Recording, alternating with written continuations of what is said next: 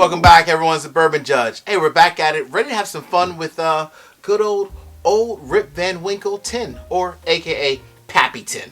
But before we dive into all that, a couple quick updates. Number one, quick reminder, next Tuesday, January 25th at 8 p.m. Eastern is my first live stream. Has some great guests on. Again, my good friend Jack Hood Sommelier, Adriana from Whiskey Mountains, and Jason and Brandy from the Black Bourbon family. All great YouTube channels and just whiskey enthusiasts, so make sure you check them out on their channels and subscribe as well. But I also want to give a huge shout out to my two newest patrons. So Ross C, thank you Ross for supporting the Bourbon Judge, man. Really do appreciate it. Thanks for coming on board and supporting me, making all this to come to fruition.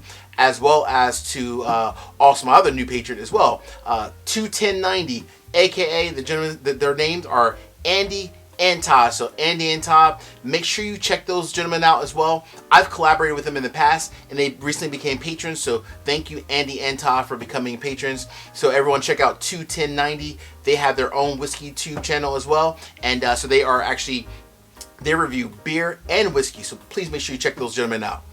Alright, so today we're going to dive into Old Rip Van Winkle 10. So I'm going to go ahead and give just a quick, let's call it a 60-second overview of Julian Van Winkle, the man, the myth, the legend himself. I mean, they've written books about this guy. So, I'm going to try to keep it to 60 seconds versus 6 hours. No one wants to hear me talk for 6 hours. So super quick. So who is Julian Van Winkle? So Pappy, as we all know him, started out in the early 1900s, actually as a salesman. He was a salesman for William LaRue Weller. He sold William LaRue Weller products as a salesman in the early 1900s. 15 years later, he actually ends up buying the distillery and then also ends up buying then known as the Stitzel Weller distillery as well. Had a lifetime of achievement of success, but just obviously very iconic in the whiskey world as a whole.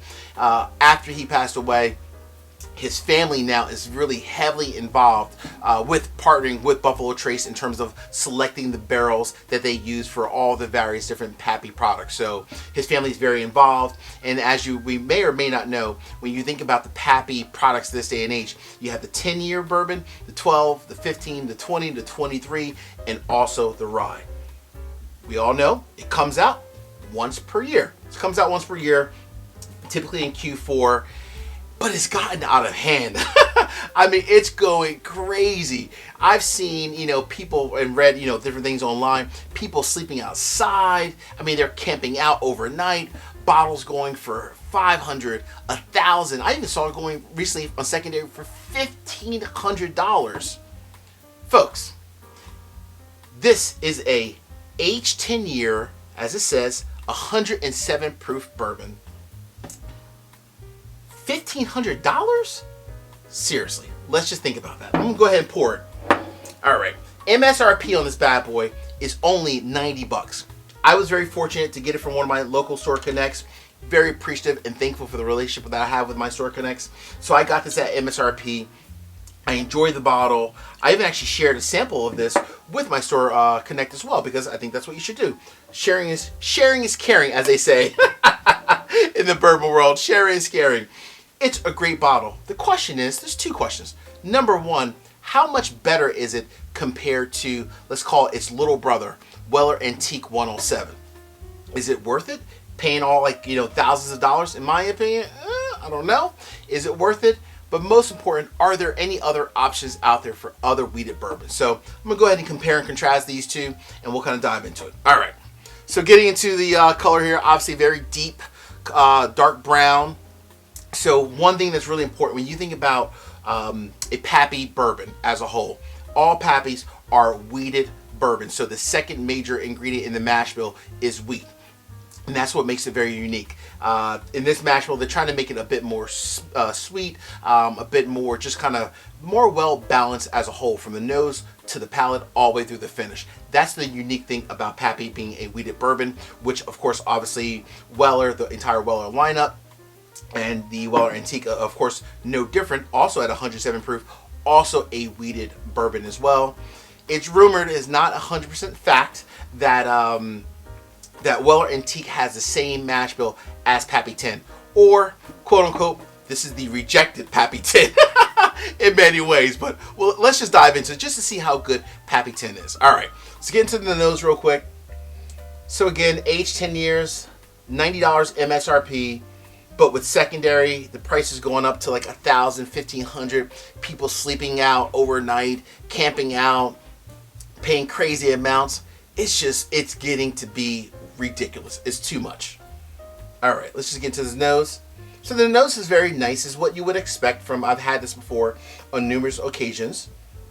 And I know this is really hard to get, even if you do try to find it, like even locally, and you're willing to pay a couple $100s more than MSRP, it's still super hard to find. All right. What I like about the nose is a very traditional bourbon in terms of like tons of oak, a little bit of caramel, maybe even like some notes of like some vanilla mixed with like some brown sugar, smidge of leather in there. Very nice, very well rounded as a whole on the nose. Let me just get to the palate real quick. Hey, real quick, 3 quick easy favors. Number 1, hit the like button. Number 2, drop me a comment. And last but not least, hit the subscribe button so you get notifications each and every time I put out content. All right. Cheers, everybody.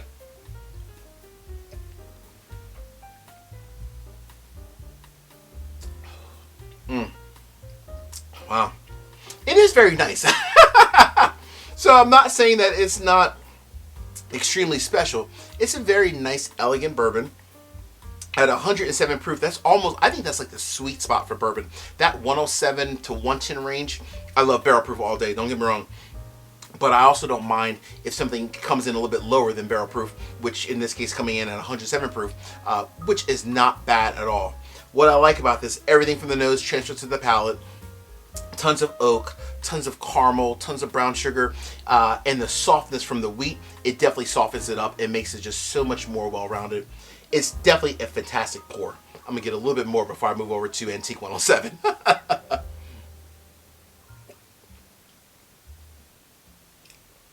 Okay. Wonderful bourbon. Would I pay $1,000 for it? Absolutely not. Would I sleep outside for it? Absolutely not.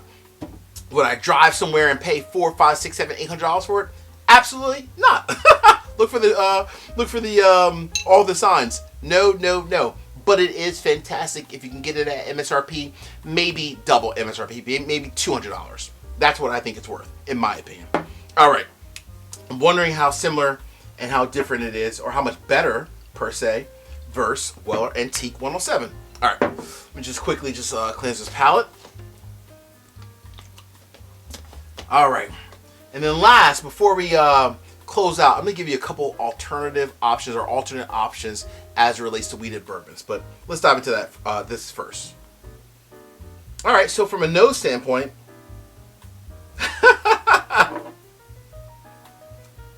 about the same. I mean, seriously, it really is. All right, cheers, everybody.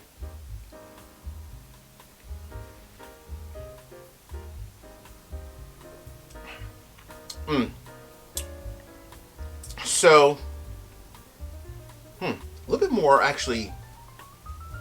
I mean, everything in the nose is very similar to the Pappy 10.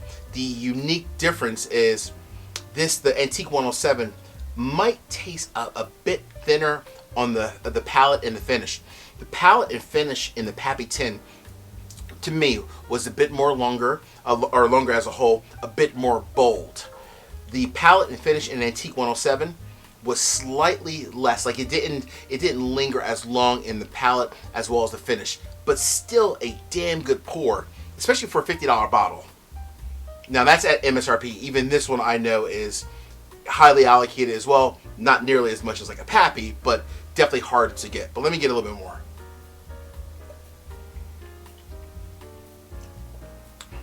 Okay, that's the key difference. The palate and the finish was really good with the 107, but not as bold, not as robust in terms of all the flavors that I had from the nose, the caramel, the brown sugar, the oak. There was all there. It just wasn't as well rounded as the Pappy was.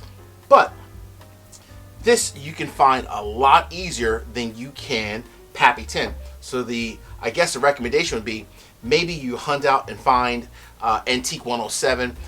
Granted, it might not be at MSRP at $55. You might find it for double or triple, but 100, maybe 125 versus something that you may have to pay $1,000 for.